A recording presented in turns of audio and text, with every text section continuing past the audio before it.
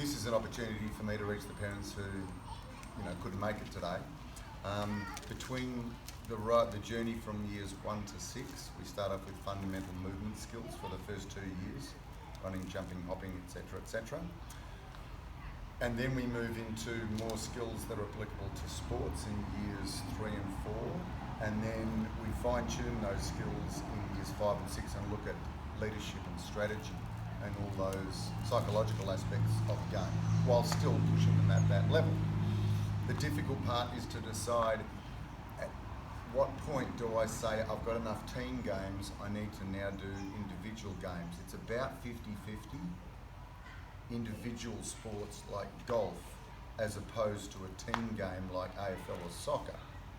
And I've generally come to about a 50-50. This is an independent school, so we want the kids to be independent, but we also want them to be team players.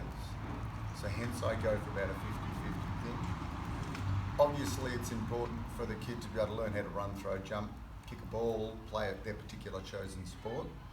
But a huge thing is for them to be able to handle disappointment when they're not picked for a team, or handle their team being a little bit despondent at them because they couldn't run as fast, or to have sympathy if you are the fastest runner, to have sympathy for other people who may not be as fast as you. So handling all those virtues like compassion and courage and self-discipline and self-control is, in my opinion, far more important than how well you can sink a three-pointer from the D out in a basketball match, or if you can hit a hockey ball.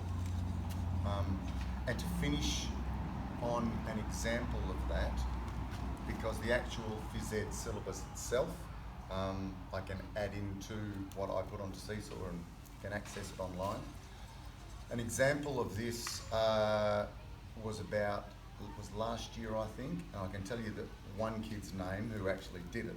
We were playing a game called Rob the Nest, where it's 4 teams against each other. They're all trying to get as many balls as they can, and then they rob from each other's nest until I say stop. And one person runs, gets whatever it was, a ball, and puts it in their pile, and then another kid runs, and so on and so on. And I did the first game, 4 groups, and there's one of the group members crying on the side, arms folded, head down. And I said, what happened here?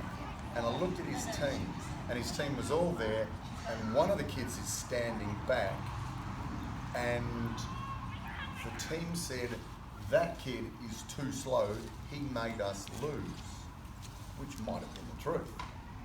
But the other kid, Harvey said, that's not the way you treat people. I don't want to be involved in a team that treats people like that. And they picked on him, yeah, but he made us lose. And Harvey said, I don't care, that's not how you treat people. And to me, that was more important than their ability to be able to run and put balls in a bucket. So I think it's all arts, but I look at it being a sport teacher, it's a tremendous way to be able to get across the virtues of compassion, sympathy, courage, digging deep when it counts, getting on with other people. So quite often that's what I'll put up on Seesaw. And I sent it to Harvey's mum, and she cried. And I still remember that. As you would.